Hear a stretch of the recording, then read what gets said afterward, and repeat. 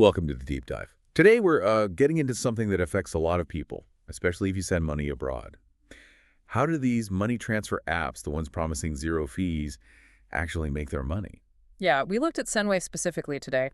Our sources, while they include a really detailed review of how they price things, plus we looked at regulatory filings, user complaints, the works. Our mission here is basically to cut through the marketing noise, figure out the real business model, and, understand why they got hit with that recent $3 million fine. And it's important, right? Because something like 21,000 people downloaded this app. Many are relying on it for quick support to family back home places in Africa, Asia, Latin America. They want speed, simplicity. Okay, let's unpack that pitch then. It sounds great. Quick transfers goes right into a mobile wallet like M-Pesa in Kenya. It's got like a 4.8 star rating. Yeah. And the fee line, it literally says zero. So if the fee is zero, where's the money coming from? Well, that's the interesting part. It's almost entirely from currency conversion markups. About 80% of SendWave's revenue, it comes from that spread. So while the transfer fee might look like zero, they adjust the exchange rate they give you. They typically carve out maybe 1% to 5%, depending on the country you're sending to. Ah, okay. It's technically legal, but it's designed to be opaque. They make the cost kind of invisible. Right, and that opacity really comes through in the examples. Our sources showed one sending $100 to Kenya. The mid-market rate, the rate banks use, that should get you about 13,300 shillings. But the app gives you 13,000. Exactly. That 300 shillings difference, that's the company's cut. It's just not called a fee. Wow. And think about what that means for you annually. If you're sending, say, $500 a month, those hidden markups, they could cost you anywhere from $60 to $300 over a year. Which you wouldn't easily see. Precisely. A traditional company might show you a $7 fee up front. SendWave hides maybe $5, $10, $15 in the rate itself. It's effective because, well, how many people actually check the mid-market rate before hitting send? It makes comparison really hard. So if the model is technically legal, built on this margin, where did they cross the line? What led to the regulators stepping in? Yeah, that's the pivot.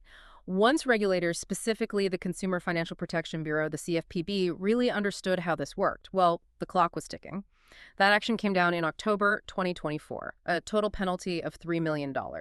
And that was split $1.5 million for consumer refunds and another $1.5 million as a civil penalty. Okay, $3 million is significant. What exactly were the offenses? What did the CFPB say they did wrong? It boiled down to three main things, mostly around deceptive marketing. First, they advertised transfers to Nigeria as fee-free when they were charging fees through that exchange rate markup. Ah, so saying one thing, doing another. Pretty much. Second, they didn't provide the legally required disclosures about the exchange rates. Basically, they weren't telling people the true cost. Okay? And third, they promised these super fast 30-second delivery times. But in reality, users reported transfers often took way longer. So it wasn't just about the hidden fees then. The sources also mentioned some real reliability issues too, didn't they? They did, yeah. It's not just the pricing. We saw reports, quite a few actually, about frustrating operational problems. Things like accounts being suspended suddenly without much explanation. Yeah, it sounds stressful. Very.